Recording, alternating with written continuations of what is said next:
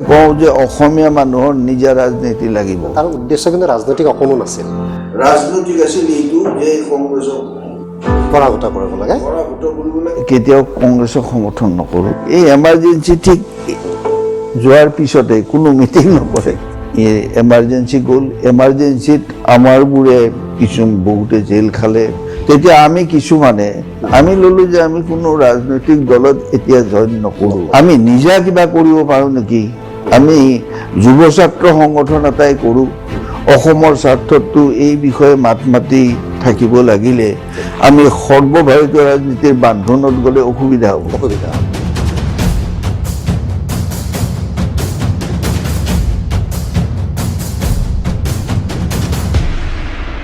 নমস্কাৰ, হেডলাইন নেটৰ মোৰ বিশেষ অনুষ্ঠান বাৰ্তালাপৰ আন এটা অনুষ্ঠানলৈ আপোনালোক সকলোকে মই স্বাগতম জনাইছোঁ।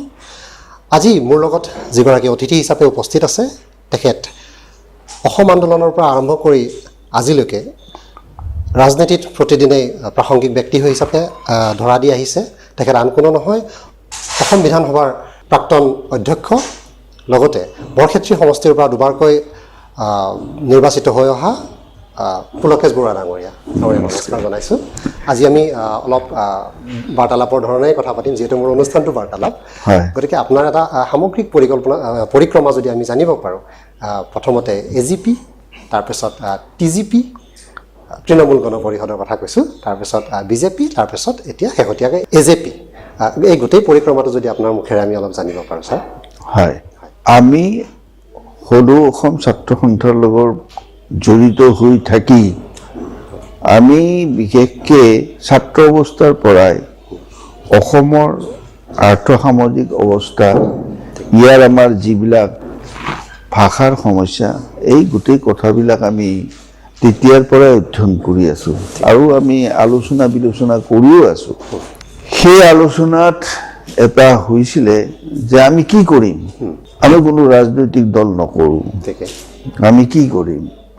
তেতিয়া 1977 চন, তেতিয়া জনতা পাৰ্টিৰ এমাৰ্জেঞ্চি গ'ল। এমাৰ্জেঞ্চিত আমাৰবোৰে বহুতে জেল খালে, কিছুমানে এই হেৰিখনত মানে বিভিন্ন আন্দোলনৰ জৰিয়তে জড়িত হৈ থকাৰ কাৰণে ব্যস্ত হৈ থাকিল, সামাজিক কাম কাজতো ব্যস্ত হৈ থাকিল। আৰু তেতিয়া মই সেইখিনি সময়ত নলবাৰীত কোৰ্টত মই ওকালতি কৰিছিলোঁ, অধিবক্তা আছিলোঁ।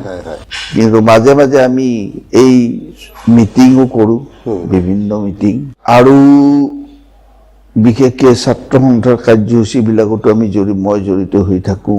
এনেকৈ থাকি 1977 চনত জনতা পাৰ্টি গঠন হোৱাত কিছুমান আমাৰ গ'লগৈ। আমাৰ বন্ধু ছাত্ৰ সন্থাৰ লগত থকা যেনে হৰ্ষ দাস, তেখেত ল কলেজৰ জেনেৰেল ছেক্ৰেটাৰী আছিলে। তাৰপিছত এনেকৈ কিছুমান গ'লগৈ, যোৱাত আমি কিন্তু নগ'লোঁ। জনতা পাৰ্টিৰ ঢৌ আহিল। জনতা পাৰ্টিক মানে কংগ্ৰেছক বিৰোধ কৰাৰ কাৰণে আৰু জনতা পাৰ্টিক মানে অনাৰ কাৰণে সেই অঞ্চলত, আমাৰ নলবাৰী অঞ্চলত, গোটেই জিলাখনত এই আপোনাৰ মই আৰু নগেন ডেকা, ছাত্ৰ সন্থাৰ অহা নতুন নগেন ডেকা, আমি দুটাই আহ্বায়ক হৈ গণতন্ত্ৰৰ হকে যুৱ ছাত্ৰ সংগঠন বুলি আমি এখন নলবাৰীত মিটিং কৰিলোঁ। তেতিয়া কোনো মিটিং নকৰে, কোনো মিটিং নকৰে। এই এমাৰ্জেঞ্চি ঠিক যোৱাৰ পিছতে কোনো মিটিং নকৰে। আমি আহ্বান দিলোঁ, আহিলে ভালেখিনি মানুহ, তাতে এটা কমিটি হ'ল। তাৰপিছত আমি নিৰ্বাচন আহিলে, লোকসভা নিৰ্বাচন আহিলে। এইটো কিমান চনৰ কথা ছাৰ? 77ত জনতা চৰকাৰ অনাৰ ক্ষেত্ৰত মই, তাৰপিছত মোৰ লগত আছিল আমাৰ অধিবক্তা আমাৰ প্ৰফুল্ল গোস্বামী, তেখেত প্ৰয়াত প্ৰফুল্ল গোস্বামী ডাঙৰীয়া। তাৰপিছত আমাৰ ৰাজেন বৰুৱা, তেখেত CPM-ৰ আছিলে, মই, আৰু তাৰপিছত আমাৰ বন্ধু গৌতম প্ৰতাপ গোস্বামী। মিটিং কৰোঁ, ৰাইজক বুজাওঁ। এনেকৈ জনতা পাৰ্টি এদিন শাসনলৈ আহিল। অহাৰ পিছত আমি আৰু চাই থাকিলোঁ। আমি কিন্তু পাৰ্টিত জইন কৰা নাই। জইন কৰাৰ কাৰণে আহ্বান আহিছিল, কিন্তু মই কৰা নাই। মই এইবিলাক মিটিংবিলাক যে কৰি আছিল মানে তাৰ উদ্দেশ্য কিন্তু ৰাজনৈতিক অকণো নাছিল, ৰাজনৈতিক আছিল এইটো যে কংগ্ৰেছক পৰাভূত কৰিব লাগে। পৰাভূত কৰিব লাগে আৰু এই জনতা পাৰ্টীৰ চৰকাৰখনক আনিব লাগে। ঠিকেই ঠিক সেইকাৰণে আমি চৰণ নাৰ্জাৰীৰ কথা কৈছিলোঁ তামোলপুৰত, চৰণ নাৰ্জাৰী, হয়। হীৰালাল পাটোৱাৰীৰ কথা কৈছিলোঁ নলবাৰীত। অ'কে, ঠিক তেনেকে আমি কৈছিলোঁ কথাবোৰ। ঠিক আমি এই অঞ্চলটোতে কৰিছিলোঁতো। আৰু বিশ্ব গোস্বামীৰ কথা এই আমি ধৰ্মপুৰ সমষ্টিত কৰিছিলোঁ। ঠিকেই ঠিকেই, অ'কে, তেনেকে আমি প্ৰচাৰ কৰিছিলোঁ। তেতিয়া মানে আমি ক'ত জইন কৰিম, কি কৰিম, তেতিয়া আমি কিছুমানে আমি ল'লোঁ যে আমি কোনো ৰাজনৈতিক দলত এতিয়া জইন নকৰোঁ, ঠিক আমি নিজা কিবা কৰিব পাৰোঁ নেকি। আমি যুৱ ছাত্ৰ সংগঠন এটাই কৰোঁ। অসমৰ স্বাৰ্থতটো এই বিষয়ে মাত মাতি থাকিব লাগিলে আমি সৰ্বভাৰতীয় ৰাজনীতিৰ বান্ধোনত গ'লে অসুবিধা হ'ব। এইটো আছিল আমাৰ চিন্তা। সেই চিন্তাটো আছিল ডক্টৰ ভট্টাচাৰ্যৰ, সেই চিন্তাটো আছিল মোৰ, সেই চিন্তাটো আছিল অতুল বৰাৰ, সেই চিন্তাটো আছিল প্ৰবীন্দ্ৰ ডেকাৰ। আমি আটাইৰে সেই চিন্তাটোৱে আছিল। 78ত বিধানসভা নিৰ্বাচন হ'ল। অসমতো গোলাপ বৰবৰা ডাঙৰীয়াৰ নেতৃত্বত জনতা পাৰ্টীৰ চৰকাৰ হ'ল। তেতিয়াও আমি কোনো দলত নগ'লোঁ। পূৰ্বাঞ্চলীয় লোক পৰিষদৰ গঠন হোৱাৰ পিছত তাত মই সদস্য হ'লোঁ। মোৰ লগত আগতে তাৰ ইতিমধ্যে দল গঠন কৰাৰ সময়ত অৱশ্যে মই নাই, কিছুদিন পিছত মই এই দলটোত PLPত যোগদান কৰিলোঁ। যোগদান কৰি তেনেকে আমাৰ ৰাজনৈতিক জীৱন আৰম্ভ হ'ল। PLPৰ যোগেদি মোৰ ৰাজনৈতিক জীৱন আৰম্ভ হৈছিল। সেনেকে অসম আন্দোলনত জড়িত হৈ পৰিলোঁ। অসম আন্দোলনত আমি যিটো বিদেশত প্ৰচাৰ অভিযান চলাব লাগে সেইটোত দায়িত্বত মই থাকিলোঁ। মোৰ লগত প্ৰয়াত দিগেন বৰা আছিল, ছাত্ৰ সন্থাৰ পৰা, গণসংগ্ৰামৰ পৰা মই আছিলোঁ। প্ৰচাৰ অভিযানত আমাৰ ভালেকেইজন ব্যক্তিক বাহিৰলৈ পঠিয়াইছিলোঁ। প্ৰতিটো জাতীয় অভিৱৰ্তনৰ আগত মই একোটা প্ৰবন্ধ দিওঁ, দি পেলাই কওঁ যে অসমীয়া মানুহৰ নিজা ৰাজনীতি লাগিব। এই কথাটো আমি কওঁ, অসমীয়া মানুহৰ, খিলঞ্জীয়া মানুহৰ নিজা ৰাজনীতি এটা লাগিব। মই কৈ আছোঁ আৰু সেইটো আমাক নিবাৰণ বৰাই যিটো আমাক বুজাইছিলে, আৰু নিবাৰণ বৰাৰ পৰা আমি যিখিনি শিকিছিলোঁ এই আঞ্চলিকতাবাদ সম্পৰ্কত, উত্তৰ পূৰ্বাঞ্চলৰ যিটো আইডিয়া, এই আইডিয়া যিটো পাইছিলোঁ তাৰ ওপৰত ভিত্তি কৰি আমি কথাবোৰ কৈছিলোঁ। আজিও তেনেকৈ ভাবোঁ। যিয়ে নহওক, অসম গণ পৰিষদ গঠন হ'ল। গঠন হোৱাৰ পিছত ময়ো এজন কাৰ্যনিৰ্বাহকৰ সদস্য আছিলোঁ। আমাৰ ডক্টৰ ভট্টাচাৰ্যও আছিল, প্ৰবীণ ডেকা উপসভাপতি আছিল অসম গণ পৰিষদৰ, অতুল বৰা আপোনাৰ সাধাৰণ সম্পাদক আছিল, ভিগু ফুকন আছিল, আৰু প্ৰয়াত বিৰাজ শৰ্মাও আছিল এনেকৈ, আৰু প্ৰফুল্ল কুমাৰ মহন্ত ডাঙৰীয়া সভাপতি মণ্ডলীত আছিল। তেখেত মুখ্য সভাপতি হিচাপেও পৰিচিত হ'ল। আৰু আমাৰ থানেশ্বৰ বড়ো ডাঙৰীয়া আছিল, তেখেত আমাৰ PLPৰ সভাপতি আছিলে। এনেকৈ নিৰ্বাচন আহি পৰিল, জাপি দিলে।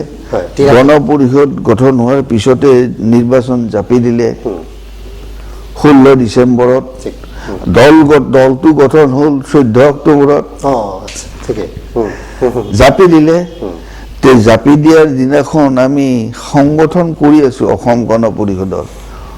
আমি আহি আছোঁ, দীনেশ দা, প্ৰয়াত দীনেশ গোস্বামী ডাঙৰীয়া, মই, জয়নাথ শৰ্মা, প্ৰয়াত নগেন শৰ্মা, আমি 4জন এইফালে গৈছোঁ।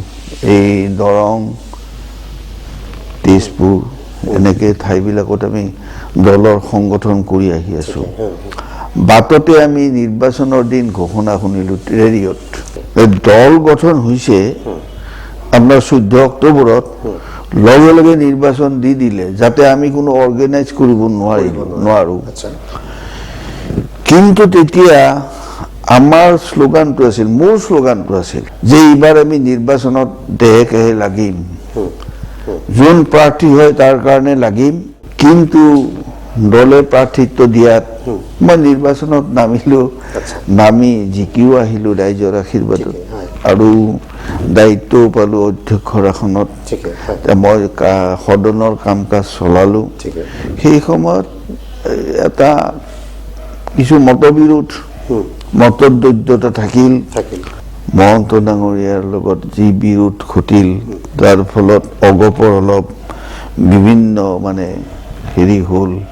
সেইটো আমাৰ এটা হয়তো আমাৰ বেছি অত্যুৎসাহীও হ'ব পাৰোঁ কিবা এটা কৰিবৰ কাৰণে, কিছু যে বুজা পৰা লাগে সেইটো হয়তো উভয়ৰে ক্ষেত্ৰত কিছু অভাৱো হ'ব পাৰে। এটা গঠনমূলক ভূমিকা অতুল বৰা ডাঙৰীয়াই লৈছিল, যি নহওক সেইটো তাৰ প্ৰতি অলপ সঁহাৰিও মই দিছিলোঁ। কিন্তু তথাপি নতুন অসম গণ পৰিষদ গঠন হ'ল। গণপৰিষদৰ পিছত নতুন অসম গণ পৰিষদ আৰু তেতিয়া দলটো বিভাজিত হ'ল। আৰু বিভাজিত হোৱাৰ আমাৰ এটাই শিক্ষা হ'ল যে শাসনৰ পৰা আঞ্চলিক ৰাজনীতি উফৰি গ'ল। আমি শিক্ষা পালোঁ আৰু সেইকাৰণে এনেকে অকলে থকাৰ, নতুন অসম গণ পৰিষদ হিচাপে থকাৰ মই আৰু বেছি দিন সময় তাত হেৰি কৰা নাই। তেতিয়া মই 96 চনততো ইলেকশ্যন 93 আৰম্ভণিতে মই নতুন অসম গণ পৰিষদৰ পৰা পদত্যাগ কৰিলোঁ। যিটো আপুনি নিজে গঠন কৰা দল আছিলে নাছিল, পদত্যাগ কৰিলোঁ।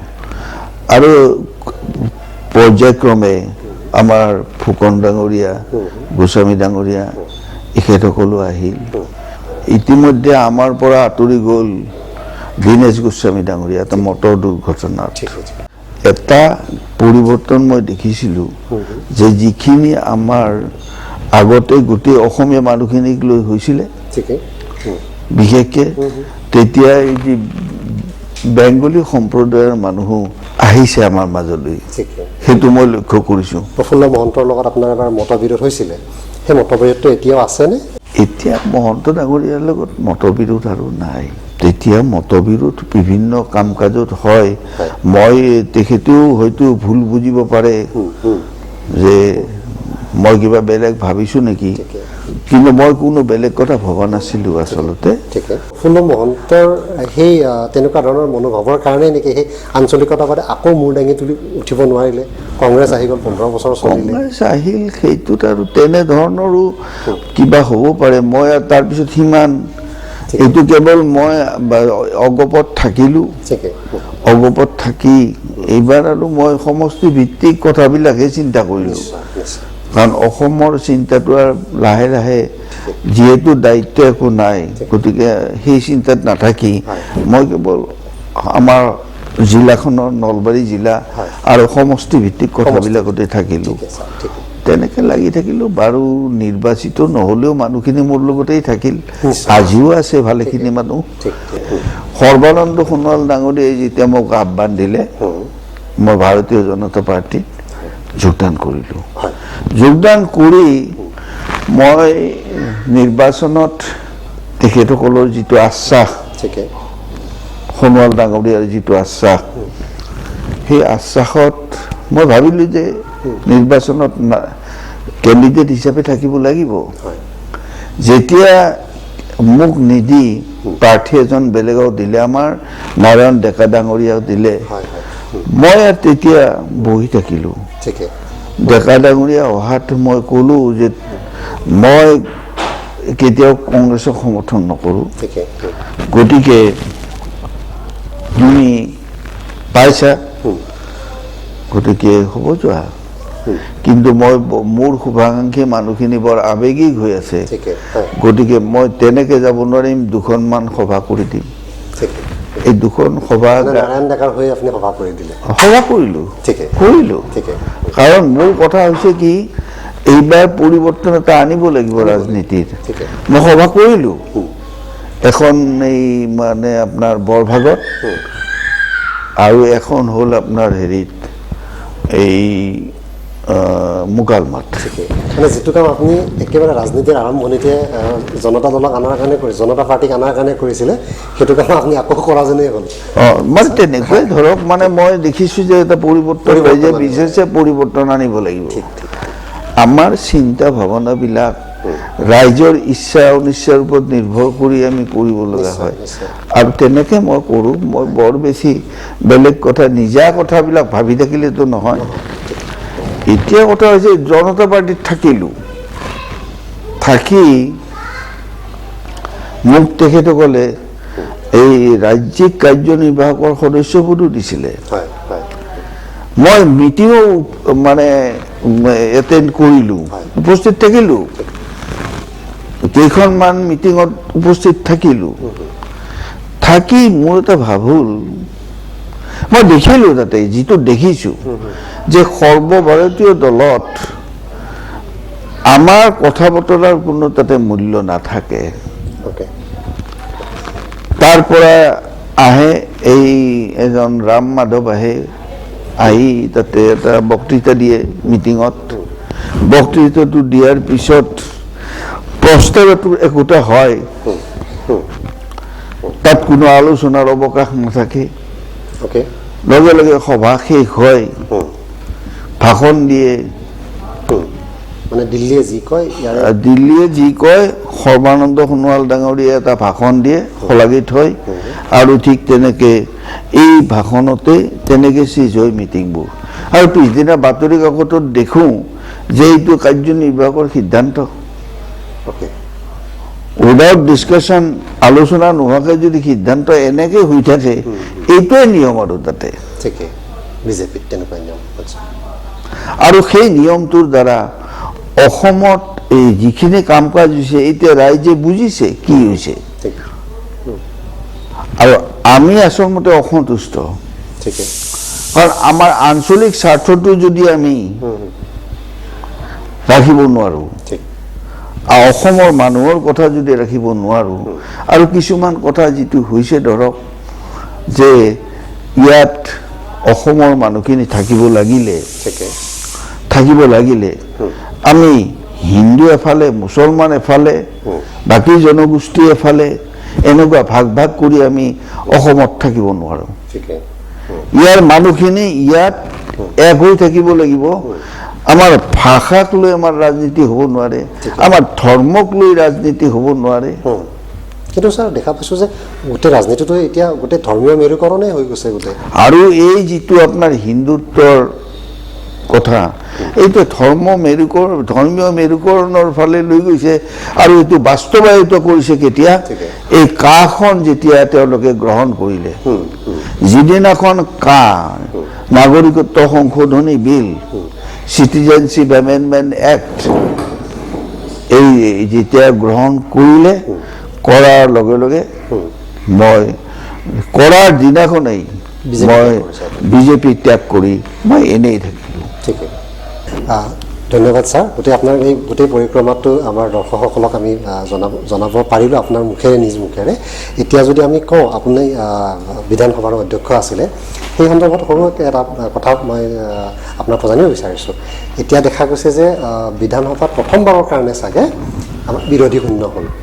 অলপতে যেতিয়া মানে কংগ্ৰেছৰ আৰু দুগৰাকী বিধায়িকা আঁতৰি গ'ল, তাৰ লগে লগে বিধানসভাখনেই মানে বিৰোধী শূন্য হ'ল। এনেকুৱা গোটেই এটা যিটো পৰিস্থিতি, এজ এ অধ্যক্ষ আপুনি আছিলে, আপুনি কি বুলি ক'ব? ডেফিনেটলি এটা নহয়। এতিয়া কংগ্ৰেছ দলৰ অৱস্থাটো হৈছে, এতিয়া ইয়াত দেখিছোঁ যে এই দলটো সৰ্বভাৰতীয় এটা দল, বহু বছৰ শাসনত থকা এটা দল। এই দলটোত আজি অভাৱ হৈছে, কিছুমান ৰাষ্ট্ৰীয় পৰ্যায়ত অভাৱ হৈছে, দেখা গৈছে নেতৃত্বৰ অভাৱ। ঠিক একে অভাৱ আজি হয়তো কংগ্ৰেছী বন্ধুসকলেও অনুভৱ কৰিছে ইয়াত, যাৰ ফলত তেখেতসকল দল এৰি যাবলগীয়া হৈছে। কাৰণ ক্ষমতাত থকা মানুহে সদায় ক্ষমতাতেই থাকিব বিচাৰে। নহয় জানো Definitely. গতিকে তেনেকুৱা এটা হৈছে ঠিকে। সেইকাৰণে এই তেওঁলোক বেলেগ বেলেগ দললৈ গৈছে বিজেপিলৈ গৈছে ক'ৰবালৈ গৈছে ঠিকে ঠিকে গতিকে এইটো তেওঁলোকৰ মানে সদায় ক্ষমতা পাই থাকিলে ঠিকে ক্ষমতা এৰাটো বৰ টান নহয় টান ঠিকে ঠিক আছে ছাৰ তেতিয়াহ'লে আমি এবাৰ আপোনাৰ সমষ্টিলৈ যাওঁ আপুনি যিটো সমষ্টিক প্ৰতিনিধিত্ব কৰি আহিছে বৰক্ষেত্ৰী সমষ্টি আশা কৰোঁ অহাবাৰ আপুনি কিন্তু লগতে এটা কথা কৈছোঁ দেই বিধানসভাখন মানে অকল শাসক দলৰে নহয় নহয় নহয় বিধানসভা আমাৰ যিটো ইয়াত আমাৰ যিটো মানে লেজিসলেটিভ প্ৰচেছ বা পাৰ্লিয়ামেণ্টাৰী প্ৰচেছ এইটো হৈছে আমাৰ আইডিয়াটো লোৱা হৈছে সংবিধানত হাউচ অফ কমনছৰ পৰা ব্ৰিটিছৰ এক্সেক্টলি অ'কে মাডাৰ পাৰ্লিয়ামেণ্ট সেইখনেই ঠিকে গতিকে তাৰ পৰা লোৱা হৈছে আৰু তাতে হাউচ অফ কমনছত মানে তাতে কুইন আছে ৰাণী ৰাণী আছে গতিকে তাত হয় যে হেৰি আপোনাৰ গভৰ্ণমেণ্ট অফ দি মানে হেৰি কুইন বা কিং আৰু অপজিশ্যন অফ দি কিং তাৰমানে তাত ৰাইজৰ মানে তাত ৰাণীক প্ৰতিনিধিত্ব কৰা এটা চৰকাৰ ঠিকে আৰু ৰাণীক প্ৰতিনিধিত্ব কৰা এটা বিৰোধী পক্ষ বিৰোধী পক্ষ অ'কে বিৰোধী পক্ষ গতিকে আমাৰ ইয়াত কিন্তু যিটো চৰকাৰী পক্ষ সেইটো ৰাইজৰ চৰকাৰী পক্ষ আৰু যিটো বিৰোধী পক্ষ সেইটো ৰাইজৰ বিৰোধী পক্ষ ৰাইজৰ বিৰোধী পক্ষ বুজিছোঁ নহয়? হয় হয় এক্সেক্টলি তাত কিন্তু সেইটো আইডিয়া আহে তেওঁলোকৰ ঠিকে ঠিকে মানে তেওঁলোকৰ কিং যদিও ইউকেত তাত কিঙৰ পাৱাৰ এটা টাইটুলাৰ হেড টাইটেল এটা কনষ্টিটিউচনেল হেড অনলি এক্সেক্টলি কিন্তু তেওঁলোকতো লিখিত কোনো কনষ্টিটিউচন নাই নাই নাই ঠিকে আমাৰ যেনেকে লিখিত সংবিধান আছে ইংলেণ্ডৰ সেই লিখিত সংবিধান নাই ঠিকে ঠিকে ঠিকে হুম? ঠিকে ঠিকে বুজিছোঁ ঠিক আছে His Majesty's government or Her Majesty's government, His Majesty's opposition or Her Majesty's opposition. তেনেকে তাত শাসন প্ৰণালী চলি আছে চলি থাকিব কিন্তু আমাৰ ইয়াত ৰাইজৰ পক্ষ প্ৰতিনিধিত্ব কৰে বিধানসভাৰ মজিয়াত বা সংসদৰ মজিয়াত চৰকাৰী পক্ষৰ কথা ৰাইজৰ হৈ ক'ব বা প্ৰস্তাৱ দিব আৰু বিৰোধী পক্ষই তাত যদি কিবা কেনা দেখে সেইটো আঙুলিয়াই দিব আৰু এটা কনচেনচাছ এটা জৰিয়তে দি সেইটো মানে বিধানসভাত গৃহীত হ'ব আৰু চৰকাৰী পক্ষই কেতিয়াবা বিৰোধী পক্ষৰ কথা মানিও লয় সংশোধনীও আনে আৰু তেনেধৰণে আমাৰ চৰকাৰখন এই গণতান্ত্ৰিক পদ্ধতিত চলে গতিকে তাত বিৰোধী পক্ষৰো প্ৰয়োজন আছে আৰু চৰকাৰী পক্ষটো থাকিবই ঠিক ঠিক এক্সেক্টলি অ'কে ধন্যবাদ ছাৰ আমি এতিয়া আমাৰ সমষ্টিলৈকে যাওঁ আপোনাৰ বৰক্ষেত্ৰী সমষ্টি যিটোক আপুনি প্ৰতিনিধিত্ব কৰি দুবাৰকৈ আপুনি বিধায়ক হৈ নিৰ্বাচিত হৈ আহিছিলে আমি আশা কৰোঁ যে অহাবাৰ আকৌ আপুনি বিধায়ক হৈ তাৰ পৰা নিৰ্বাচিত হৈ আহক আমাৰো শুভেচ্ছা থাকিব ছাৰ এতিয়া যদি চাবলৈ যাওঁ বৰ্তমানৰ যিগৰাকী নাৰায়ণ ডেকা বিজেপি বিধায়ক তেওঁতো ৰাস্তা ঘাট একদম ফিনফিনীয়া কৰি পেলাইছে তো আপোনাৰ কোনবোৰ ইছ্যু হ'ব যে তাত আপুনি ৰাইজৰ ওচৰলৈ যাব ধৰি বিচাৰি পেলাই ৰাস্তা ঘাটৰ কাম চলিছে কেনেকৈ চলিছে ৰাইজে সেইটো এইবাৰ বিচাৰ কৰিব ঠিকে ভাল হৈছে নে কেনেধৰণে হৈছে তাৰ বিচাৰটো ৰাইজৰ ওচৰত ঠিকে আৰু সেইকাৰণেতো নিৰ্বাচনত এইবিলাক প্ৰশ্ন ৰাইজেও আমি আমাৰ পৰাও উত্থাপিত হ'ব ৰাইজেও ক'ব মোক সমষ্টিলৈ গ'লে কৈছেই নহয় ইতিমধ্যে ঠিকে ঠিকে যে ছাৰ এইখিনি হৈছে এইখিনি এনেই কৰিছে এনেকুৱা কথাবিলাক কয় আৰু সেইবিলাক কৈছে যোৱা 20 বছৰে আপুনি এজন পৰ্যবেক্ষক হিচাপে বৰক্ষেত্ৰী সমষ্টিৰ সমস্যাবিলাক দেখা পাই আছে ডেফিনেটলি যদি আপুনি বিধায়ক হৈ আহে তেতিয়াহ'লে আপোনাৰ সন্মুখত যথেষ্ট প্ৰত্যাহ্বান থাকিব তাৰ আগতে কিন্তু আৰু দুটা প্ৰত্যাহ্বান থাকিব যে কংগ্ৰেছৰ যিজন দিগন্ত বৰ্মন বুলি কৈছোঁ তেখেতেও খুব কাম কৰি আছে তাতে বুলি শুনিছোঁ তাৰপাছত নাৰায়ণ ডেকাটো আছে আৰু তাৰ উপৰি বিজেপিয়ে অৰুণোদয় আঁচনি কিবা আঁচনি চাৰিওফালে বহুত আঁচনি এৰি আছে তো আপোনাৰ কাৰণে কিন্তু কিছু প্ৰত্যাহ্বান হ'ব সেই প্ৰত্যাহ্বানখিনি আপুনি কেনেকৈ নেওচা দি যাব ছাৰ ধৰক আঁচনিটো এতিয়া ধৰক এই অৰুণোদয় আঁচনি বিভিন্ন আঁচনি এইটো আঁচনি আৰুতো মই নিত্য নতুন বিজ্ঞাপন দেখি আছোঁ হে বিজ্ঞাপনবিলাকতো ধুনীয়া ধুনীয়া ফটোৰে বিজ্ঞাপনবিলাক দি আছে এই বিজ্ঞাপন চাই যদি মানুহে সিদ্ধান্ত লয় যে দিবই লাগিল তেওঁলোকক ইমান ধুনীয়া ফটো ইমান আমাৰ আঁচনি দিছে আমি এইবাৰ ৰজা হৈ যাম এনেকুৱা ভাবি যদি দিয়ে মই নাজানো কিন্তু বাস্তৱ ক্ষেত্ৰত পৰিস্থিতি বেলেগ বেলেগ আৰু যিহেতু আমাৰ এই নতুন কংগ্ৰেছৰ পৰা যিগৰাকী প্ৰাৰ্থী হ'ব তেখেতে যদি আহে আপুনি যাৰ নাম ক'লে দিগন্ত বৰ্মন তেওঁতো বিষয়া আছিলে দেউতাক ৰাজনীতিক হিচাপে অভিজ্ঞ আছিলে অভিজ্ঞ মানুহ কিন্তু বৰক্ষেত্ৰীত তেওঁ কাম কাজ যদিও বিশেষ একো কৰা নাই তথাপি ৰাইজৰ সমৰ্থনত তেওঁ বহুবাৰ তাতে বিধায়ক হৈছিলে কিন্তু দিগন্ত বৰ্মন সম্পৰ্কত মোৰ কোনো আইডিয়া নাই তেওঁ যে সেই অঞ্চলত কিবা ৰাজহুৱা কাম কাজ কিবা কৰিছে সেইটোও মোৰ আইডিয়া নাই মানে মানুহে নকয় গতিকে তেওঁতো উঠিব আৰু দলৰ পৰা উঠিবই সমগ্ৰ বিচাৰটো ৰাইজেহে কৰিব নহয় জানো ডেফিনেটলি যোৱাবাৰ নাৰায়ণ ডেকাৰ হাতত ওচৰত কিন্তু আপুনিও আছিল তেখেতৰ হৈ আপুনি প্ৰচাৰো চলাইছিল মই প্ৰচাৰ চলাইছিলোঁ পৰিৱৰ্তনৰ কাৰণে এইবাৰ ৰাইজে তেওঁৰ বিচাৰ কৰক মইতো এতিয়া অসম জাতীয় পৰিষদে যদি মোক দিয়ে মই প্ৰাৰ্থিত্ব আগবঢ়াই মইতো তাতে নিৰ্বাচনত প্ৰতিদ্বন্দ্বিতা কৰাৰ কাৰণে প্ৰস্তুত নিশ্চয় ছাৰ আচলতে আমাৰ সময়ো হৈ আহিছে আমাৰ সেই প্ৰশ্নটো সোধোঁ আপোনাৰ লগৰ যিমানখিনি আছিলে একেলগে আন্দোলন আৰম্ভ কৰা সেই ছাত্ৰ জীৱনৰ কথাই কওঁ বা অসম